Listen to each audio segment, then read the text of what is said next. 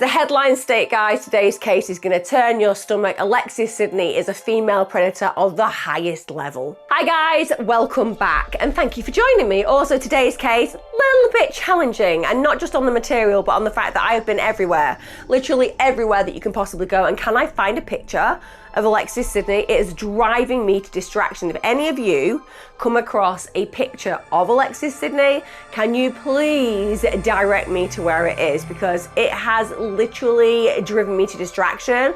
It's like they have erased her from the web. She had a profile on Facebook I can't find. I've been on every single forum that talks about crime, and it's not a case that's been massively covered. In fact, it's not a case that's been covered with respect, and that's probably why.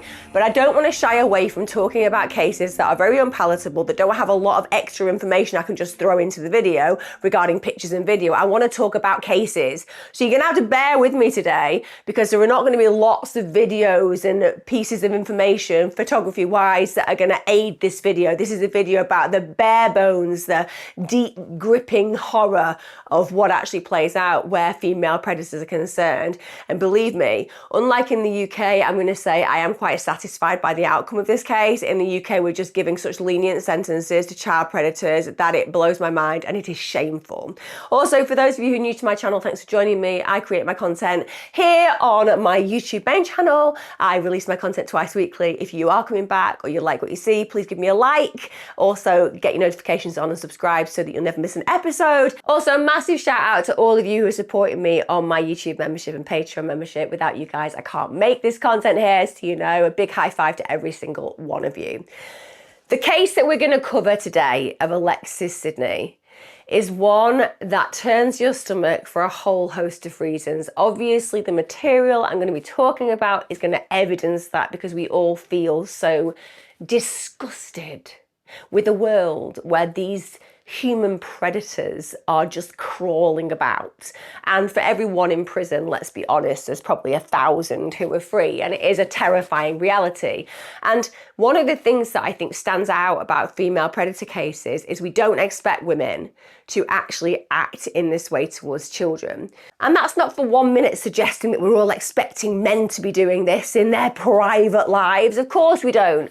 But it's far more prevalent. And I'm talking 85 to 90% more prevalent where men are concerned than when women are concerned. And also, I think that women are judged in a different way to men when it comes down to the expectation of nurture, and the idea that even on nature basis, they are programmed and hardwired to be protective towards their offspring or towards other people's offspring, because of the fact that they are designed that way to some degree, i.e. we are born with the capacity on the whole to have children, or that through our environment and experiences, we are taught to be that way. So whichever fence you're on, nature, nurture, the expectation is that women are going to be protective of children. And when there are these outliers, and there are outliers, then 100% of the time, it is really challenging for us to actually swallow that information, ingest it and accept it. Because like I said, you don't see women in the same context of men on a sexual level.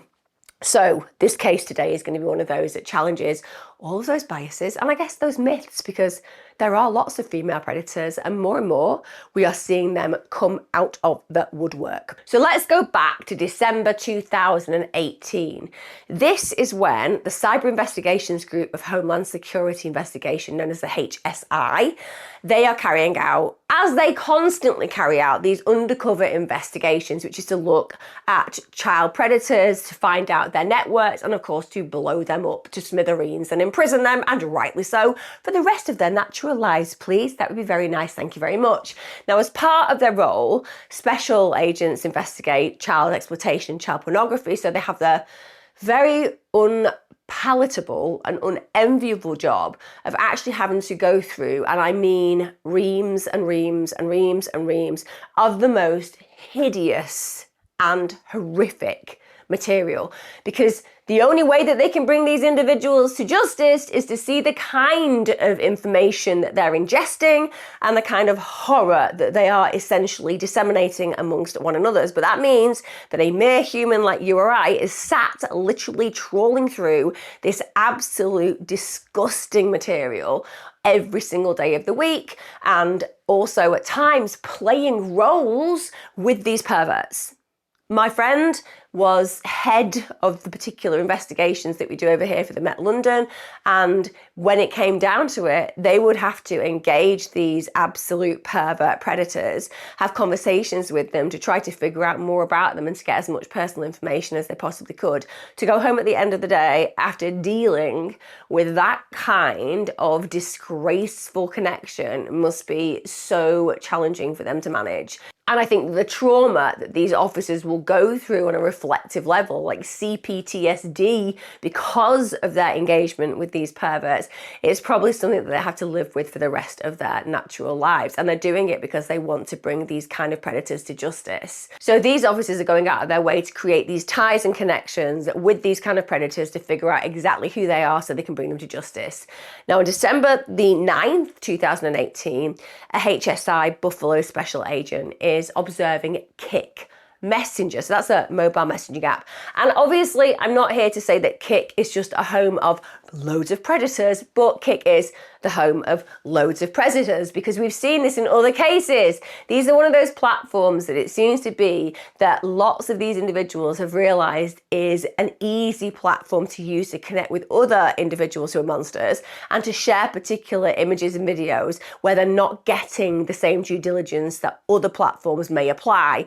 I think that's why it is a favorite. Now, as part of those undercover operations, one of the things that they have to do, obviously, is report back when they come across something that's horrendous, and this particular Homeland officer comes across something that is described at that time as extremely disturbing. And there aren't words to describe these kind of crimes. We have a language, but our language has not necessarily been designed to explore the reality of these kind of monsters. So when we say the words extremely disturbing, it just doesn't really demonstrate the aggravation of the crime that we're talking about.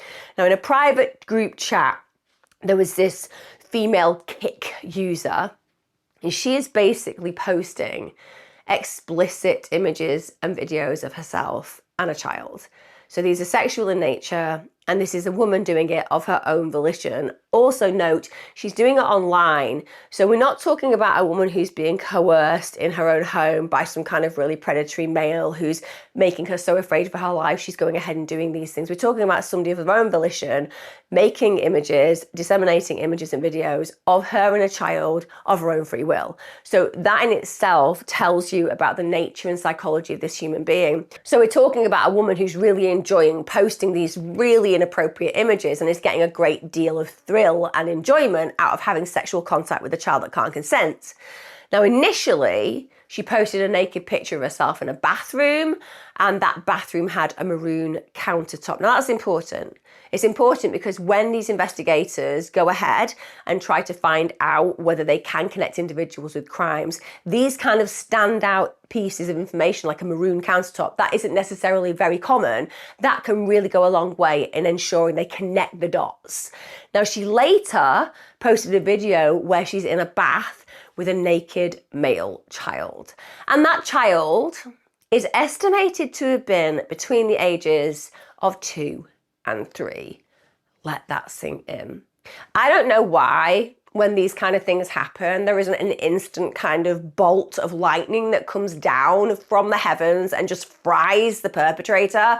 I would feel very content if that were the kind of retribution that these kind of monsters received, but it seems that unfortunately mere mortals have to deal with the collateral damage and figure out exactly who these predators are. So a 2 to 3 year old child is being abused, and it gets worse, guys. It gets worse, and you will understand why. Now, in that video, the child can be seen playing with water, of course, because they're a child. And she, whilst this child is in the bath with her, she's masturbating, she's massaging her breast. So she's clearly allowing the people who are seeing the video to see her enjoyment. The fact that she's with a child and she's doing this highly inappropriate behavior in front of that child is inviting sexual connotations, irrespective of whether she's touching the child at that moment in time. It's letting the audience know that she's getting off on it, she's enjoying it. Now, in another video, this is where they're both in the tub. The child's lying between her legs and she is literally playing with his private parts. This is a grown-up woman. She's playing with a 2 to 3 year old's private parts. And then another time she posted another video where a naked adult female's in the bath with a little boy, which is obviously her, and he jumps in between her legs, and then of his own volition, he starts to rub her private parts. So he starts to rub her vagina. Now, understand what that means. Understand the level of grooming that has been taking place here for a child of that age frame, of his own volition, to start touching an adult female's private parts. That takes time. It takes schooling and grooming the child. And it means that they have changed the child's experience of normality. The child's experience of normality has become sexualized because of this adult who is meant to be a trusted party to that individual, who's meant to protect that individual, who's meant to make sure that individual feels safe. And instead, because of course children very, very early on are brought up to believe that adults are gods to some degree, until they finally, unfortunately, realise that we are not indeed, they are literally going to take whatever actions that adult is doing on the whole and see that as something that is completely natural to their environment. And so this child has been going through this for a period of time. Now, understandably, that is all sexual material that is highly inappropriate and highly illegal. And I know in America the term child pornography is still used quite a lot, but I always think that it would be better for us, and I have used this term before, but it is certainly better for us to talk about child sexual exploitation material. But the term pornography is often associated with people who are consenting, adults who are consenting, and even though a lot of that material I would say is incredibly dangerous, nonetheless it is not illegal, whereas child sexual exploitation material is, and rightfully so, no child can consent. And I suppose just reflecting on the research that I did, it's my description of that final video that I've just talked to you about that really haunts me. Because the idea that this beautiful little boy has been so exploited that this has just become his day-to-day experience. In fact, he's no doubt praised for touching her inappropriately. He's no doubt been completely groomed to a point where he believes that this is absolutely typical of engagements. The fact that that sexualizes this innocent baby, it is disgraceful beyond belief. And it also demonstrates the absolute callousness of the adult human being, because you're not just impacting on this child now. When we think about 2 to 3 year old children, it's very easy to imagine that they won't remember a lot from what happened in their childhood, but this is formative time. These are the building blocks and foundations of development, and she has interrupted this development in the most malevolent and grotesque of ways. And yes, it will have ramifications. In fact, one of the things that's really problematic for children who are sexually abused, and for some of you who are listening now who've been through sexual abuse, you will absolutely know this. So one of the psychological damages and physical damages and emotional damages that people sustain is that when they're little, because this has become so normal, often they will act to other children in an inappropriate manner. Now, what do you think happens in that situation? They're not congratulated for it. They're not praised for it. Of course not. People are horrified. People don't want you around their kids because you're doing things that are highly inappropriate. I'm sure that some of you can look back at your childhoods and remember kids who did things like that. And at the time you thought they were an oddball. There was something wrong, broken, fractured within their nature. Actually, none of us would have been aware that the likelihood was they were going home to a place where abuse is playing out, or they were being given to people who were meant to protect them, who were abusing them. And this behavior is growing within them because it just is so normalized, is so contextualized. So the damage is massive for these children. And for her to actually get to a point where this little boy unknowingly is engaging in a sex act himself without prompting, it just shows the level of conditioning to accept that as normality. And like I said, the fact that he's mimicking it, he won't just be mimicking it with her. And that is disastrous for him on a childhood level. And when you think about one of the things that stands out about my description, it's just such a juxtaposition, isn't it? Because what he's doing there highlights his absolute innocence, his naivety, his disconnection with the reality of what those actions actually highlight. It actually reinforces what a child he is, that he has no idea that this is wrong for him to have happened to him, and that his engagement is also wrong because this shouldn't be playing out in his childhood. It's just an innocence that is an absolute stark contrast to the actual act he's engaging in, and also to the predator who has taught him to engage in this way. And then the other juxtaposition is that we have that innocence playing out during his absolute loss of innocence through this exploitation. Now, in that KIT group, this monster also had conversations about the abuse with other people in the group chat. And so she's kind of talking about the abuse that she's engaged in, and then she's sharing that with this group of monsters. And of course, how are they being with her in that KIT group? Well, they're encouraging her, aren't they? They're amplifying her behavior. They're telling her that she should do more of it. And of course she should, because this is exactly what these absolute monster perverts want.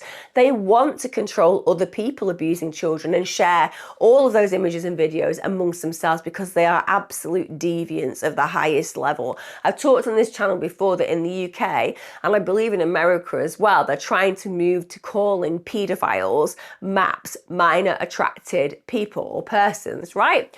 No, you're not MAPS. You're perverts. Let's just call them perverts. That would be a far healthier way of actually talking about this real problem. We've got so PC in our crazy world, and I can only speak for the Western world because that's the one I live in. But with respect, no, let's not call them MAPS. Let's call them predatory monsters or perverts. Let's call them something that is stigmatizing. If I hear another professional, and believe me, I've been around many, or another journal that's exploring this kind of behavior, and they're like, we need to stop stigmatizing child sexually inappropriate behavior because it's preventing people coming out and asking for help. Oh, go and do one. Go on, do one with your research. Do one with your, I'm so PC as a professional. Do one. The truth is this. The people who are child predators, they ain't going to care about your PCBS. They're just going to be out there hoping you minimize and mitigate their behavior so they can get away with it more. And you know it's having an impact because in the UK, like I said, if you're looking at child sexual exploitation material, you know what you're doing? You're going to get some kind of community sentence if you're actually charged at all. It's disgusting. And our children are suffering and on the end of the spectrum, dying because of this horrendous agreement to somehow suggest that these MAPS are not the monsters that they actually are. They're monsters. Now, during this group chat, she actually wrote, he just stuck his finger in my pussy, that's a first. It felt really good. God, I'm so horny. I honestly cannot describe to you what I would like to do to this woman. Like in my head playing out right now, there are a lot of scenarios and it doesn't end well for her. Let me tell you, it wouldn't feel really good, as she just suggested that absolute degrading of a child must have felt for her in that moment. Now at this point, one of the other perverts in the group said that she should give it a kiss or a suck. And we all know what's being referred to. I'm not going to go into greater detail, but you can hear what kind of human being this absolute excuse for an individual is. She actually responded by saying, once I'm locked away in my room, I'll take care of it. Lol, I'm nervous to suck it when he's awake. Now, again, just to analyze that for a moment, that demonstrates a very clear understanding that what she is doing is highly inappropriate and illegal. Because if she was in some kind of delusional state where she thought she was engaging in an active relationship with a child, because there are some individuals out there who will claim that they are delusional to some degree and that they believe they were in some kind of consensual relationship with a child. I mean, part of that will be a defense mechanism where they're trying to look less guilty. But nonetheless, there are individuals who believe that, they have that mindset, that gives them the permission base. That's not what she's expressing here. She's in a group with a group of perverts who are encouraging her to do more deviant behavior, and she's even acknowledging that she doesn't really want to suck it when he's awake because obviously she knows that that could be a memory that he then may pass on to somebody else, and that person may then cause her an issue because they are so horrified by this kind of action. But of course, members of the group are just encouraging her to carry on. They want her to do more and more. She then replied, I'm gonna drop my phone. I'll try to play with it if he lets me. I mean, that in itself demonstrates the fact that she is an individual by herself in this moment in time doing these things to a child of her own volition in private. But she's not in private, is she? She's got this whole group of perverts who are encouraging her. And yes, it's a different world, the online world, but it is absolutely representative of just how hostile the world is becoming for children. This is a daily occurrence, moment to moment, minute to minute, day to day, where these kind of monsters connect so easily. And this one child is now not just being abused by this monster in the home that he's meant to be protected in, he's being molested by a whole group of strangers, because every single person engaging, from viewing the material to encouraging her to do what she's doing, is again another form of abuse. She's being violated on a multi-level basis. Now, she later sends a message to the group saying, "I'll probably have more fun later. Glad you all enjoyed, though I was a little nervous." So essentially, she's letting them all know, this isn't something I'm used to. I've really enjoyed your encouragement. I really like the validation. I was a little bit nervous. Just give me some positive strokes. And then someone responded expressing disbelief that this little boy had touched her as well. So congratulating her that, wow, I can't believe this child actually touched you inappropriately. And she said this: "He does it on his own, took a long time, but I went at his pace, been like a year now, almost 2. So pretty much from the foundation of this child being in this world, she has been molesting him, to a point where these adult perverts are thrilled that he has been conditioned this way. And now she's getting validation and value from actually molesting him. Now we get to the 10th of December 2018, and fortunately the special agent who'd identified this abuse going on was able to identify who the Kik user was. They actually submitted an emergency disclosure request to Kik Messenger, and then Kik Messenger did send the personal details of the woman that same day, which is fast work and well done. And don't get me wrong, Kik is full of perverts. I'm going to have to say that because it's true, but at least they're very quick when they're presented with this kind of concern to enable the investigators to have the personal details. Now, she had actually created her account using the email. I'm just going to throw it out there. She wasn't the brightest button on the cardigan, because she actually had her email as alexis.sidney@gmail.com. And let me tell you, having looked for every Elexis Sidney in the history of Elexis Sidneys, is not the most popular name. So it's not going to be that difficult for them to find her. Now, after further investigation, they were able to find an email that was linked to the Facebook account of 29-year-old Elexis Kira Sidney, born on the 15th of October 1993. This is a young woman. A young woman. So this is something, again, that really makes you catch your breath. Because you're thinking about 29-year-olds, considering their futures, career-wise, getting married, feeling like life is full of hope and possibility. You don't think that these individuals are obsessed, and this woman, believe me, from day dot, has been obsessed with the idea of being predatory towards children. And it's really hard, as I said, to swallow this information, because we are talking about a young woman who is doing the most despicable things to this child. Now, they also found that the IP address used to log into her Kik account was located in Houston, Texas. Now, that's the same area where Elexis Sidney's listed address was, on Antoine Drive in Houston. Also, on Sidney's Facebook page, they actually found images of the same female that they'd seen on those Kik images in the same bathroom with that maroon countertop that had been posted on the group chat. So, bang to rights. Now, presumably she was clothed in those pictures, but it just shows you that beyond all reasonable doubt, she is the person in the naked photos posted on Kik Messenger. She is guilty as hell. Now, they also show photos of the same adult female and the minor boy who had been featured in those sexually explicit, disgusting videos. So, she's absolutely screwed. Her innocence can not be evidenced, and her guilt is absolutely clear.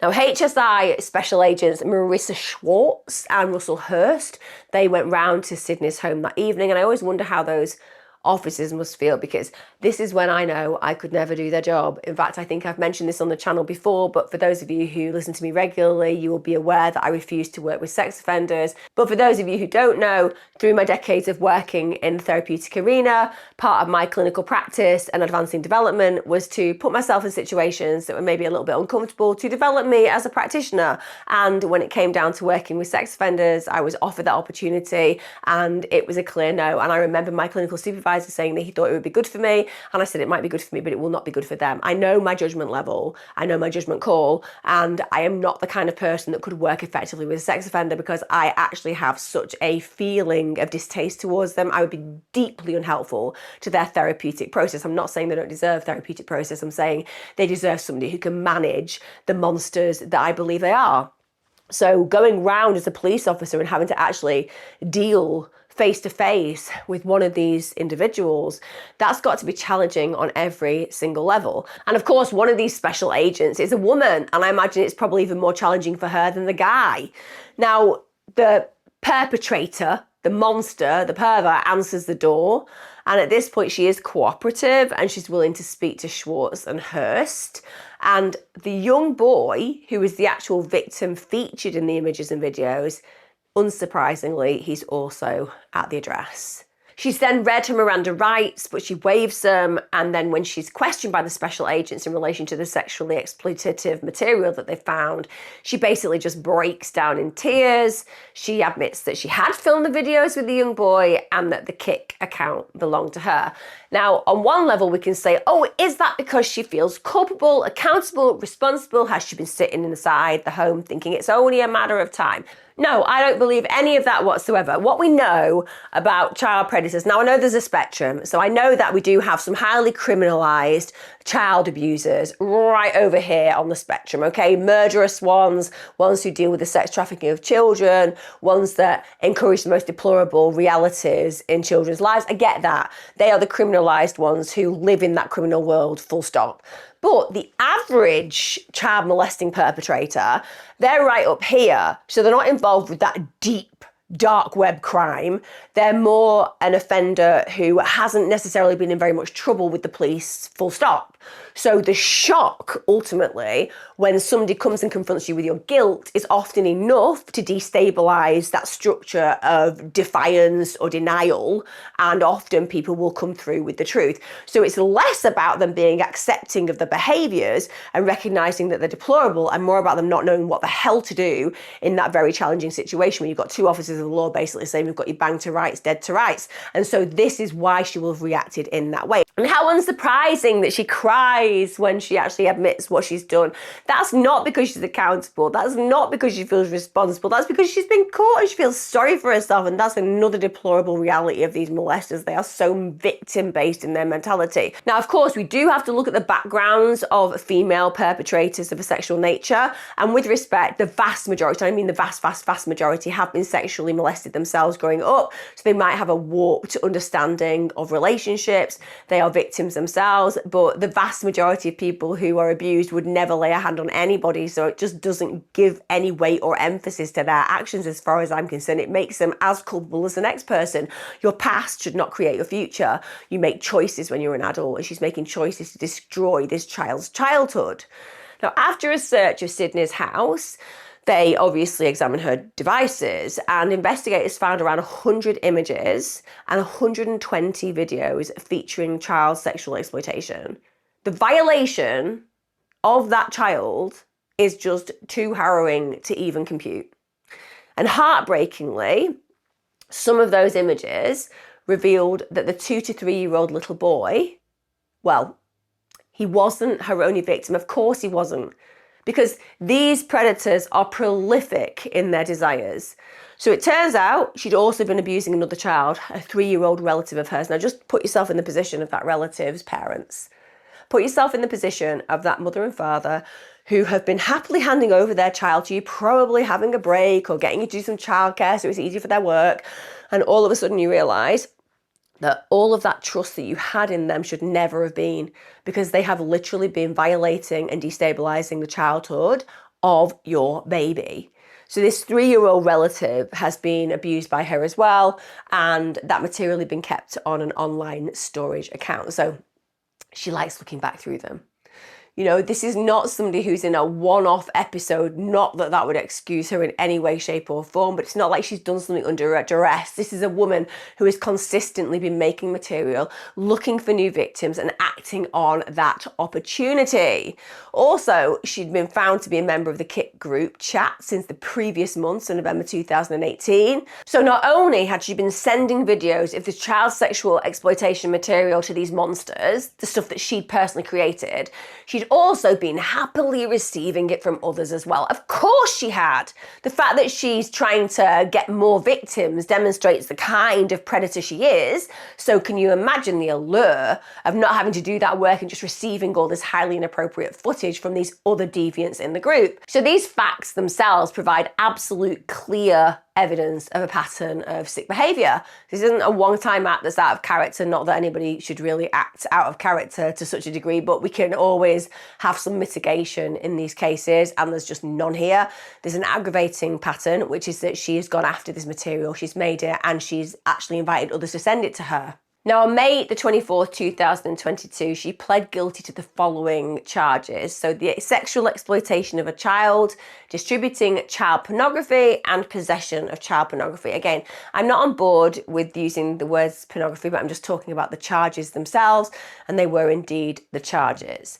Now, when it came down to her sentencing, obviously she's pled guilty, so there is no doubt whatsoever that she's going to get a prison sentence. And it all comes down to what is the aggravation level of the crime, what are the mitigation factors of the crime. She's pled guilty, that's obviously going to go in her favour, but you're also dealing with a judge who has to sit in front of this perpetrator and kind of digest the horror of what she has created in this child's life, the ramifications that she will have created for this child and the other victim. She also was somebody who was very active as opposed to passive in any kind of group. So as a judge, you are hearing the very worst of the worst, and you are having to decide, will this person ever be safe to walk the streets again? Now, in the UK, like I said, we are struggling to give representative sentences, and I think that's because there is something very broken in the establishment. I think there's probably some questionable beliefs that the establishment have in the UK about child exploitation. But in America, it seems to be much more full weight of the law, and that's something that makes me incredibly happy, because she was sentenced to 40 years in prison. 40 years. Now, this included 360 months for sexual exploitation and 120 months for each of the child sexual abuse related convictions. Now, that's really important because the children may not right now have any core memories that they can talk about because they're so little. As time goes on and as trauma is processed and as they start to reflect on what happened to them, very often they will start to experience some traumatic behaviours related to what played out. Or they will notice that the way that they are in relationships is different to how their friends experience relationships. Now, as they start to explore what played out in their childhood, one of the things that I think is so powerfully important for children is that they learn as they grow that it was taken seriously, they were seen as victims, they know they did nothing wrong, and actually the perpetrator was so severely punished, it represented that there is a reason for their pain. Very often, where child sexual abuse plays out, and in the UK, we are prolific at failing children on this level, if you send somebody who has done the most despicable things to a child, who has taken the naivety and innocence, who has dislodged their experience of childhood, who has left them with this scar tissue that causes issues for them for the rest of their lives at times, and that person gets 5 years in prison, what message does that send? What message does it send to the child whose life has been affected so gravely by this kind of abuse? It sends a message to them that they're not worthy, that what happened to them wasn't really that bad. And the problem with that is, as a victim, you need sentences to stand up to the impact that they had on you. If a sentence is very severe, then when you are going through your severe trauma and you are seeing how it's affected your relationships and how it can at times destroy parts of your life and serenity and sanctity, then you can at least go, and it makes sense because he got 40 years or she got 40 years. When they got 2 years, 4 years, 5 years, it's very hard. And the victim is then re-traumatized thinking, what is wrong with me? I should just be over this because the court didn't think it was a big deal. Can you see how it's so powerfully important that we absolutely make sentences give a direct message to the victim that they matter, that their pain mattered, and that the ramifications and the trauma created from the abuse mattered, and that these perverts must pay. And so in the States, at least they do that. Like I said, it is absolutely embarrassing in the UK how we treat these perverts. She was also told that she had to pay $18,000 in restitution to her victims. Also, if she gets released from prison, because, you know, she might never get released from prison, but if when she's served her sentence, she is released from prison, she will be on supervised release for the rest of her life. She'll also be registered as a sex offender and she'll have restricted access to children. And they are hardline on this in the States. I mean, you just have to look at some of the places that these sex offenders end up. They're like on trailer parks with other sex offenders. And why do they end up in these places? Because nobody wants to house them in decent housing, because no one wants perverts living there. And also because no one wants them within 100 feet or 1,000 feet or 1,000,000 feet, if it was me, near children. So with respect, it is pretty strong, and you have a real stigma, rightfully so, when you're a sex offender in the United States. Now, at her hearing, they actually had done a psychological evaluation, and that psychological evaluation was referred to. Now, it was concluded by the psychiatrist who completed the assessment that Sidney was an average to high risk to reoffend. Throw away the key. Just throw away the key. Sorry, how long are you in for? I'm in for 40 years. Just get yourself backed into that cell. Is there a toilet? There's a bucket. That's the toilet. Just deal with it. Back into the cell. Just lie down. I'm just going to lock the door now. Okay, when will you be letting me out? Well, I mean, it's whether I can find the key. You've just locked the door, did I? Did I lock the door? Or is it just one of those locks where it just slams, and if you haven't got the key, it's not your fault? No, I distinctly heard you literally lock the door. I don't think you did. I don't think you did, Sidney, and I think that we're going to have to see whether we can ever get you out, because the way it's looking right now, this is a lock that is absolutely impossible to change, and I don't have the key anymore. So we're just going to lock you up, and we're going to see whether I've thrown away the key or it's just been a mishap. But either way, I will be able to fit your small pieces of bread and your little glasses of water through this little hole here. So don't worry, you won't starve, dear. Honestly, average to high risk to reoffend, never should be walking the streets. It was also noted that she'd basically had this really strong predilection in kids since she had been just 10 years old. 10. Now, I don't know about you chaps. We've all been different places and stages when we were 10. When I was 10, I was imagining what it might be like to climb the lamppost outside my mum and dad's house. And let me tell you, it didn't take me long, and I figured it out. It was pretty easy, with respect, and I could swing from the top of it. But then they removed the handles and replaced the actual lamppost, so I didn't get to do that anymore, but I had fulfilled my destiny. The point is, at 10 years old, you're kind of thinking about the naive and innocent things, aren't you? You're not thinking about, oh, I have a predilection for small children. Warped beyond belief. Also, it didn't diminish, did it? Because at 10 years old, I'm going to tell you, some people will have had inappropriate thoughts and feelings in a whole range of ways. So for example, let's take the classic psychopath, the dangerous psychopath, the developing psychopath. I know that very often in children it's referred to as conduct disorder these days, but let's just talk about it in good old traditional roots of psychopathy. And you do see that they will kill things like little animals, and as they grow through their childhood, that can manifest and escalate. Equally, there are a group of children who may have issues at home, may be growing up in a violent experience, for example, and they're looking for some kind of outlet and control, and they will, for a period of time, harm little animals, and they don't continue that. And you can have some kind of empathy and sympathy for the 10-year-old who acts in that way, who grows out of it, because conscience takes over. So there are things that people can experience at 10 where we know as an adult looking back it's inappropriate, and as long as they grow out of it, they're not dangerous. But she is somebody who amplified and escalated her behaviour. So we can forgive the 10-year-old, we can't forgive the 29-year-old. Now, at the sentencing hearing, the very brave mother of the 3-year-old relative that Sidney had abused also made a statement, which must have been incredibly painful for them. She actually spoke about just absolute betrayal that she felt. She said that Sidney had been this trusted party, somebody that she trusted to babysit her 3-year-old, but instead of doing what she was meant to do, protecting, engaging, loving the child in a positive way, instead she just used it as an excuse to abuse the child and to take photographs of her doing so, and then to share those photographs with these absolute perverts.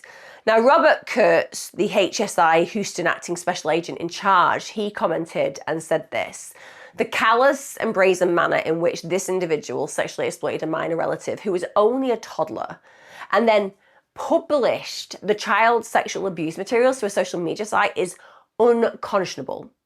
Thanks to the tireless efforts of our HSI special agents, we were able to successfully track her down and put her in prison for the next 40 years. High five to that, guys. Just let that sink in again. 40 years. They went on to say where she will no longer be free to prey on the vulnerability of our children. And I love the use of our children. Yes, of our children. It takes a village to raise a child. It is not just the parents. It is those around them that makes the child feel safe, that gives the child a foundation that this world is a good place to grow up in. And that is stolen by these perverts and predators. Now, US Attorney Alamdar Hamdani said the depravity of what this woman did to her own relatives, 2- and 3-year-old children, is abhorrent. Instead of protecting the toddlers, she used them to feed her sick sexual deviancy, one she displayed on social media. Thankfully, we can now protect these young lives and mitigate future dangers by helping put Sidney where she belongs for the next few decades, behind federal prison bars. Amen to that. She deserves to be there for the rest of her natural life.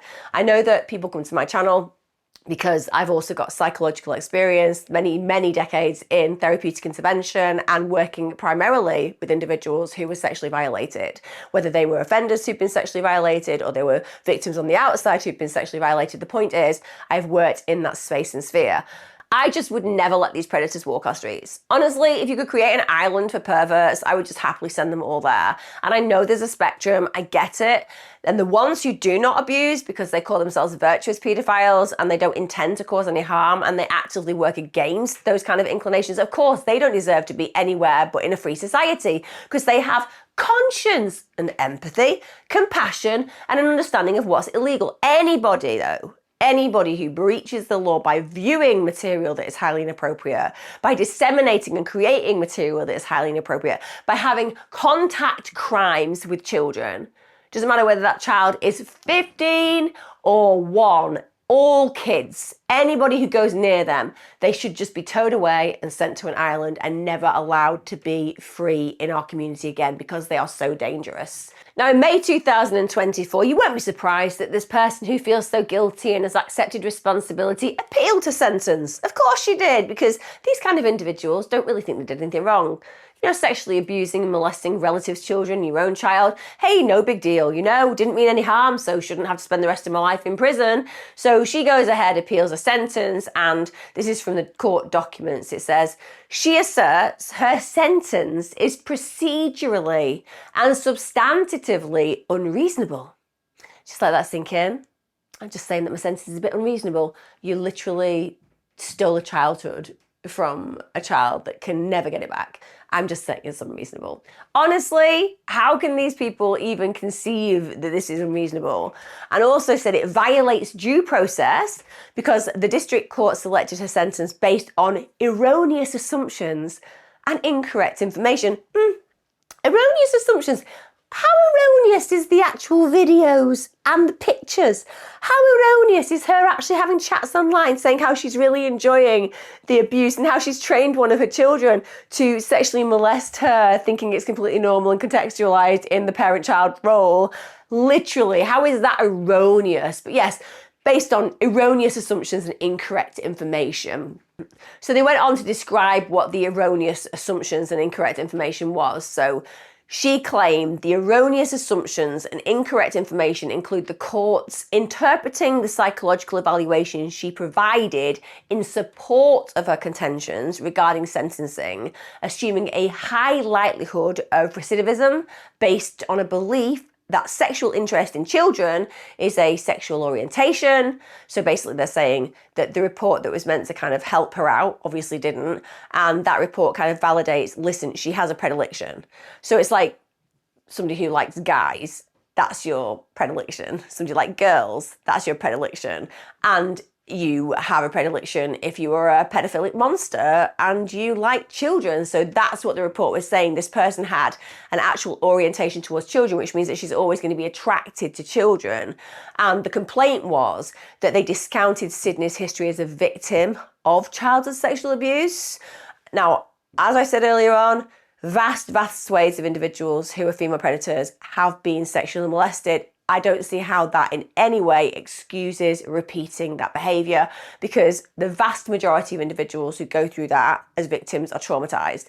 They're not excited.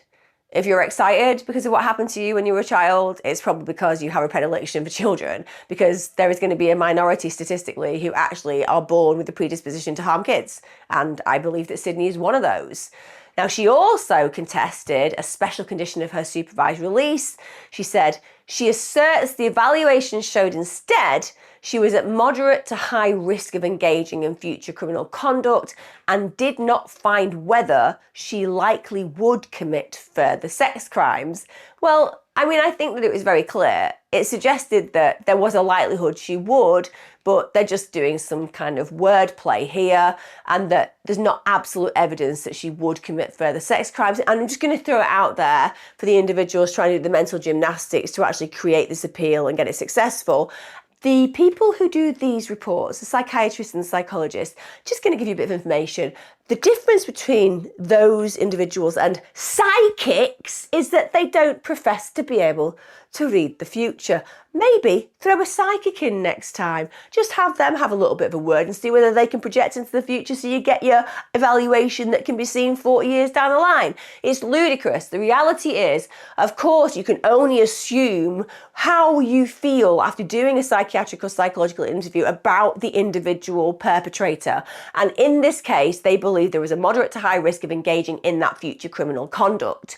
You can't say you will absolutely commit further sex crimes, or that person, if they were capable of such an amazing feat, would be on every parole board ad infinitum, because wouldn't it be nice to know someone's going to reoffend again? Now, Sidney asserted that the court improperly described her paedophilic interest as an incurable sexual orientation. She maintains her paedophilia is not technically a sexual orientation, but a mental health disorder that can be diagnosed and treated. Don't we just love that one? I'm not a paedophile. Well, you abuse children, so you are absolutely a paedophile. No, I'm just mentally ill. So you're suggesting that people with mental illness want to abuse children. I'm suggesting that that's the case. So you're now disrespecting every human being with a mental illness who would literally cut off their right hand with pleasure rather than actually abuse a child. I'm just saying it's not me being a paedophile. It's not being a child molester. It's just me being mentally unwell. You know, treat my mental illness and I'll be safe to be around. I mean, get over it. You absolute liar, manipulator of the highest order. Of course, it's a sexual orientation. People don't get diagnosed with a bit of depression and are like, oh gosh, since my depression, I've just found 6-year-olds to be my particular appetite. Come on. We all know that the well-adjusted human beings that we are not attracted to children because they're children. They are literally children. They are minors. We know the rules, regulations, but you know what? We don't really need to, because we're not into it, because we're grown-ups and we know our impact. And yes, there are people in this world who I think have demonic cultures where they are allowed to do inappropriate things with children. But that is demonic, in my opinion, and it is damaging beyond belief. Just because the law says you can doesn't mean you should. It doesn't take any morality level or ethics level. It just takes a tiny smidgen of being a human with a protective mechanism towards children to let us all know, all of you who come to my channel know, that none of us have those inappropriate feelings towards children because it's just hardwired. It's hardwired. We are protectors. We are not predators. The thing that really gets me about this case is, aside from the fact that you have this person who's meant to protect this baby betraying him in the worst way possible, and that baby hasn't just lost a parent because she's going to prison for 4 decades. He's lost his childhood and he doesn't know about the ramifications of what this kind of impact is going to have on his future. And it's a thing about time will tell. I hope he's getting looked after and loved by people who genuinely protect and adore him. I hope that as the years pass, he grows into a successful, thriving human being who can put the past behind him. I hope that when he realises how seriously what happened to him was taken, that he can at least understand that any of the wounds we understand were created and we understand need paying for by this perpetrator.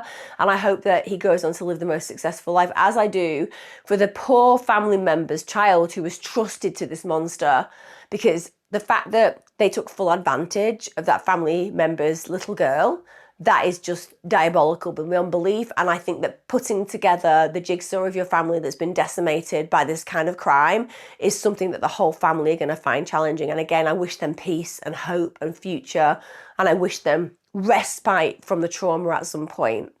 The fact that this woman, this mother, photographed and filmed both of these children, posted them to a group chat for other twisted, deplorable, dangerous individuals to enjoy is just disgraceful.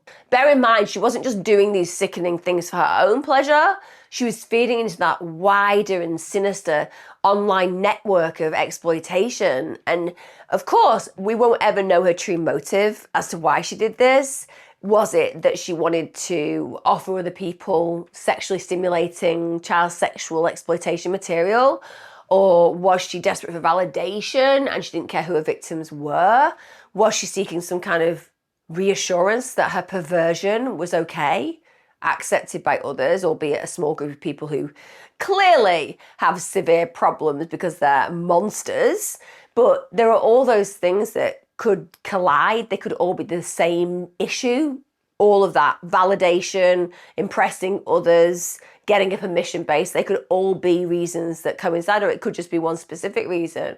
But certainly the idea that she tried to mitigate this by saying she was a victim just does not hold weight. The idea that she was trying to mitigate this by saying it was a mental health condition, again, does not hold weight. And also, I think that what is really challenging about these particular cases is this is, again, descriptive of a perpetrator who doesn't fit that stereotypical expectation of a child abuser. And that's because she's female, she's a mother. To all intents and purposes, she wasn't physically violent towards a child, so people wouldn't, from the outside looking in, believe that there was anything untoward going on. In fact, that's mirrored by the fact that her family member wanted to trust her with one of their children. So it demonstrates how these predators, they are so able to hide in plain sight.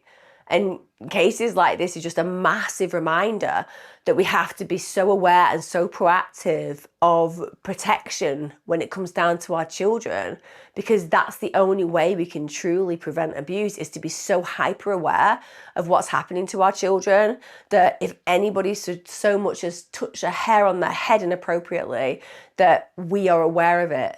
And again, you know, it's a shout out to those services that are going out of their way day in, day out to watch this kind of material, to figure out who these predators are and then to find them. Because my God, if we need to find anyone, it is these child sexual pervert predator molesters who are in the shadows of our society, but are often the people that we speak to on a regular basis. Yeah, they live in this subculture with these other monsters, but to all intents and purposes, they're just the guy we work with. They're just the guy that serves us at the shop. They're the politician that we trust. Is that possible? Does anybody trust politicians anymore? That was probably a bad comparison. But people in power who we feel we can trust. And they're actually all faces of child molestation. I'd love to know your thoughts on this. Do you think her sentence was acceptable? Do you think it's too stern? Anyone brave enough to say that you think it's too stern? Or do you, like me, believe that this woman should never walk our streets again? You know, have a life in prison, get fed, get watered, get your job, get educated, but let's never take an option or a chance to have her walk the streets, because she is a danger to children, no matter where she is. I know that for some of you, even listening to this will have been a triggering experience. And on one level, I apologise for that because I never want to upset people. On another level, I also want to acknowledge it. If it has triggered you because of your past and you haven't sought the help that you need, if you haven't talked openly about the horror that you endured, if you have felt too ashamed to come forward and discuss the issues that you faced at the hands of these predators in childhood, then that trigger needs to teach you to be vocal. You did nothing wrong. You have no shame. You are innocent. No matter what they made you think or feel, what they made you do, no matter how you ended up engaging in that abuse and feel personally responsible because you didn't say no, you were a victim always. So if you are triggered by this, this is not to say retreat. This is not to say think that there's something broken within you. It's not. It's your mind saying now is the prompt. Now is the time. Now we heal. And if you have been abused and gone through the court system and they've got a shitty, pathetic sentence that does not reflect the trauma you've endured, know that that is the sentencing and the judiciary's fault and not your fault. You did nothing wrong. You deserve to heal. And those bastards that harm you, they may not get their punishment in this lifetime. But believe me, I truly believe this, and I know that everyone else has different beliefs, but I truly believe this, so maybe just step into my shoes and believe this with me, that the moment they take their last breath, as they're incinerated, as they're cremated, that will be the beginning of their eternal burning and damnation to hell, because that's where these monsters end up. So know that what separates you from them is that you are good and they are evil. And what comes with good is collateral damage and pain and trauma and compassion and empathy and protective natures. That's what makes you, you, and what makes them, them. And no matter what the damage done to you, no matter what the collateral you've endured, you are worth 1 billion of those monsters. Look after yourself, guys. Take care. As ever, be safe.